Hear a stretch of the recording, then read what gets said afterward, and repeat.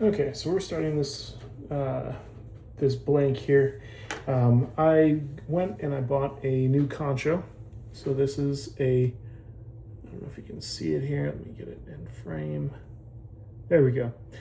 This is a bear's head Concho, and I wanted to try this one out. I saw this, and this was a slightly different, but definitely in the same vein of what we're going for as far as Bear Creek. So I had to slightly widen a blank here, and so that gets us to about 1.25 inches. And that is where we're going to start with our end here. So, and that is exactly the width that we have for this rounding piece. So that should actually line up beautifully. Okay. Make sure y'all can see that. And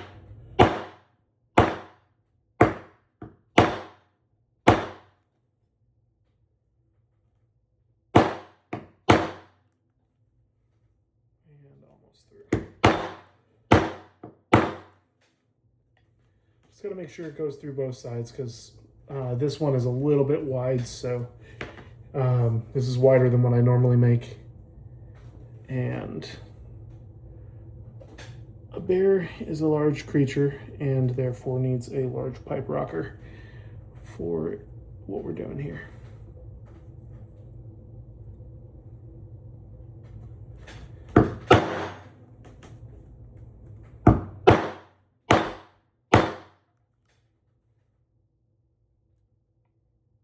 Through all the way on that side, and just a titch more there, and we'll be through on the other side.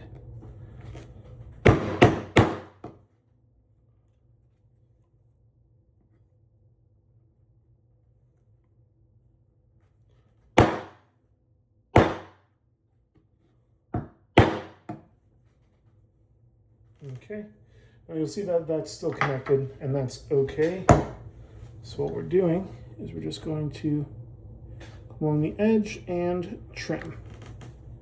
And that gives us that nice rounded end, and it's gonna look great once it's folded. Look at that. It's gonna be a beautiful rocker, and this is a slightly thicker part, so it kind of goes with our bear theme as well. All right, so we're gonna start by beveling the edges here.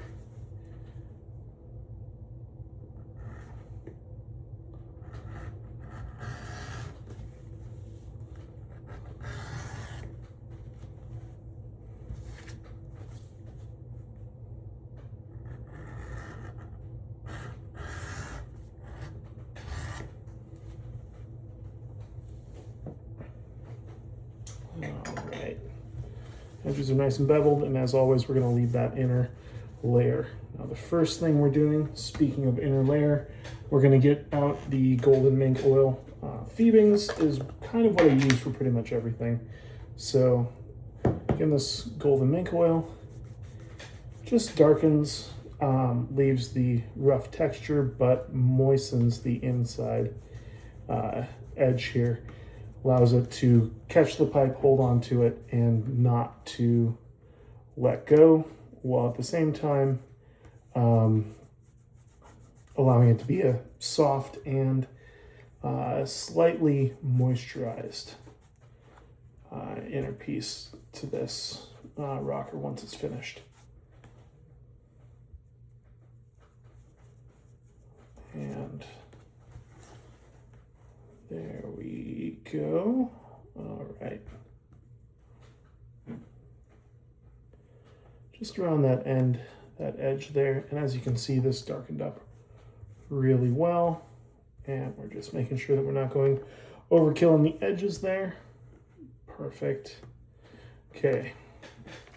So the first thing we're going to do from this point is very simple. We are going to, we have antique, but we're going to actually start with Resinine. And the reason we're going to start with Resinine is so that the antique can't soak very, very deep into this leather. I've seen on some of my other builds that if you go too overboard with the antiquing right away, then it's going to cause an issue. And so we just fold these into a square, double layer it just to be on the safe side. And what this is going to do is immediately it's going to darken this leather. So you see it darken right there. And we got to get it all the way down into some of those cracks. But as you'll notice, it doesn't go overboard here. All right.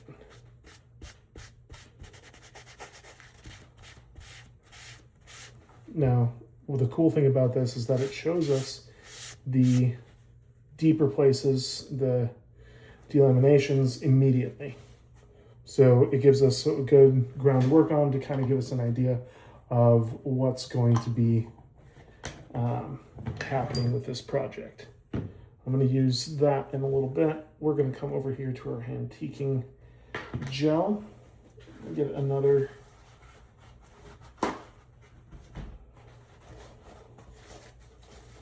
piece here. And I am going to try and keep this off the edges. We kind of want the edges on this one to pop a little bit.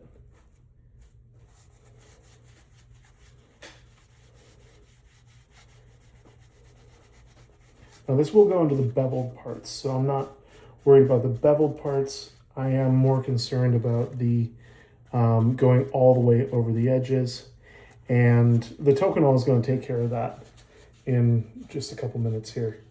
Now we want to fold this inside out so we can take off the excess. And we want to pull the length of that. And that's going to leave us a nice, almost grain pattern to what we're working with here. Doesn't matter if it gets on it too much, it's just on the edges too much. It's more that you're trying to keep the aesthetic here. There we go. And this is going to end up being our, see how I filled in the little cracks and crevices and different things, and I gave it a little bit of a darker hue. So what we're going to do is we're going to go back to our Resolene, and we're going to give it a nice little, just a dab. So this isn't going to pull like the last one, like we did with the last one, but it's going to darken it just a touch. And that's it. We're not doing a whole lot. Now here's where people might get a little funky on me. I'm going back to do another coat of antique. And that is specifically to re-darken it.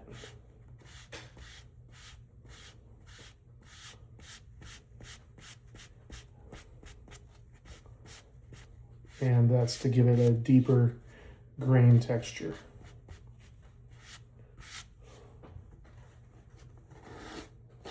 Make sure we get the excess off here. Try to keep it off the edges as much as possible. Again, the edges are meant to look a little bit dirty and worn.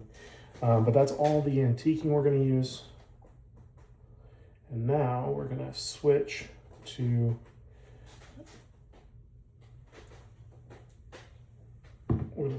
over, get that out of the way so we're not everything. We're going to switch over to our army green because this is going to be our trapper color.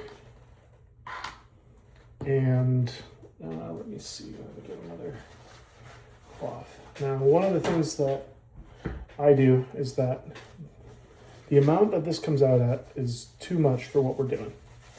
So pull it over, tip, that's it. See, that's as much as we're using on there. We're flipping it inside out, and we're going to use the lighter side so that we get a nice, see how light that is? It's much lighter than what we were doing originally. So now we're going to pull along that edge, pull, pull. And we're just darkening this ever so slightly.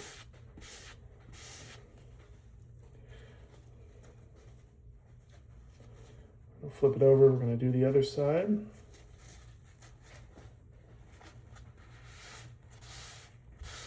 Because we want that gold color to come out from underneath the bottom of it. And that got a bit dark. That's okay. This is meant to be worn and used. And if it's too much on that one side, we can always use Concho to cover the excess. Now that is a beautiful, beautiful color. And that has pulled out. Oh, look at that. It came right off. So you can always darken that just a touch. And we have a beautiful, almost finished blank here. Put that spot, and that's all the color we're using. That's not a lot of color. It's just enough to get that wet. And for our final finish, I'm going to add a little bit more Resin.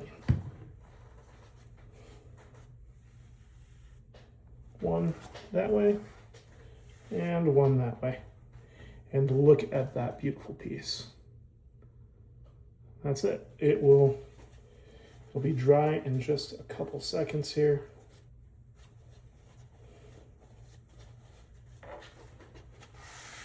And just for any excess. And the bottom is near perfect. Okay.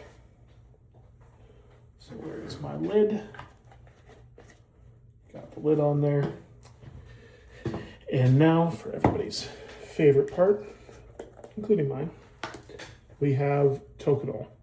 Tokonol was developed in Japan, and it's one of those things that is just a kind of a creature of its own. It was designed for this in order to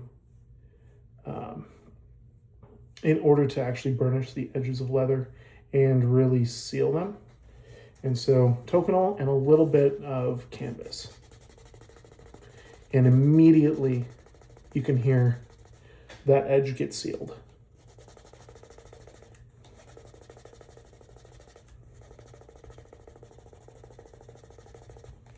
It's a little pop at the end of each stroke back and forth.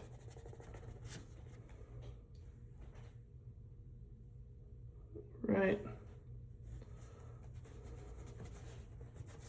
Can't hear it so much on the ends.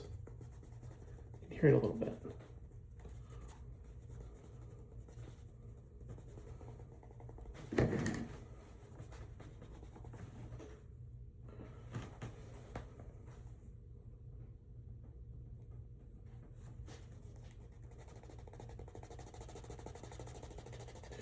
The other thing the mink oil does is that it keeps the resin from staining the back too much. It provides its own little resist there, and that helps with this whole process of making it look old, vintage, antiqued, but also making it a new piece of leather.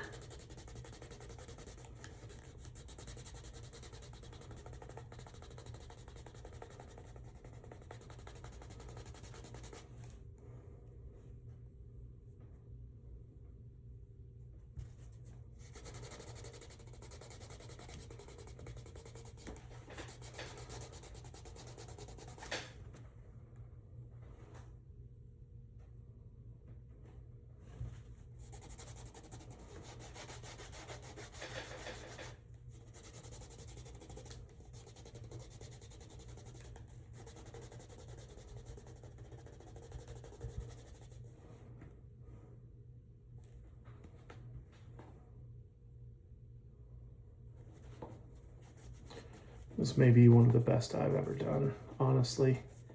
I'm loving how this is turning out. That color is just gorgeous, and the shine on the ends is beautiful. We're getting there. We're almost done, just to the other end of this here.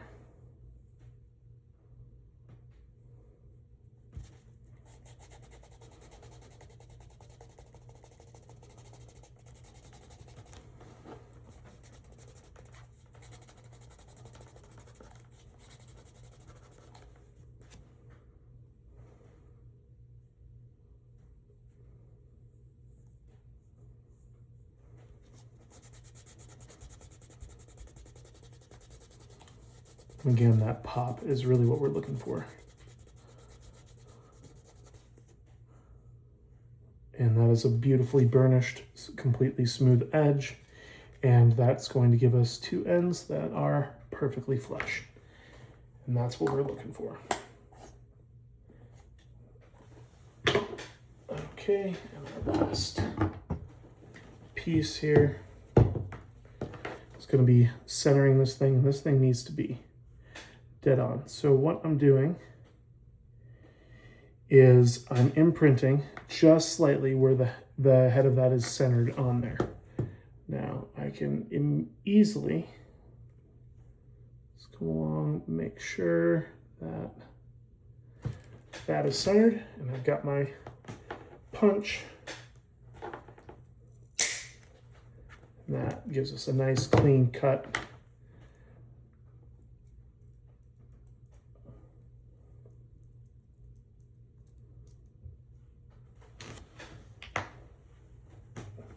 All right.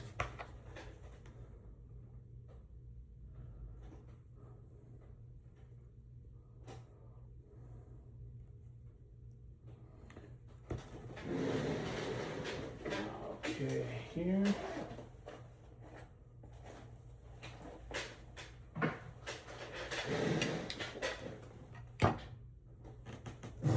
And just want to make sure that that gets seated in there properly.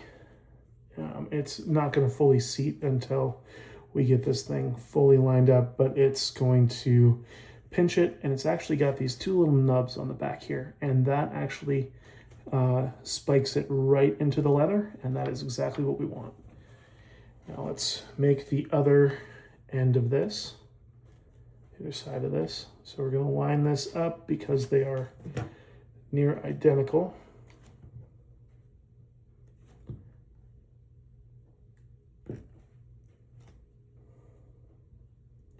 We want to make sure that it is as close to straight as possible. Okay, and there we go. What we're going to do is we're going to come out the other side because that's just a touch off, and we're going to put a hole all the way through, make sure that that's lined up, and that's the side that we're putting our screw through. Putting that through there, getting our bear's head lined up here, and we're going to tighten that screw into place. Make sure everything's lined up on that side.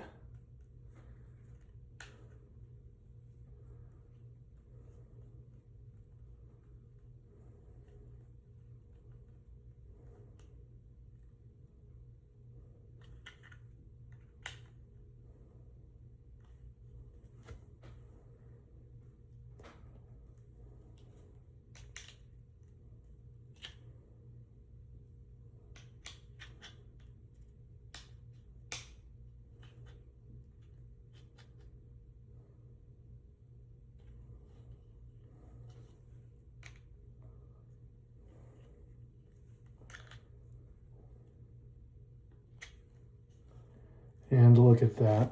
That is a beautiful, well set pipe rocker. And as always, test. Does it fit? And that it does. This is actually technically a little bit big, and that's okay. This is going to fit these pipes well. It holds it. This actually holds surprisingly better, and it actually gets the whole pipe there. And it's a beautiful, beautiful piece.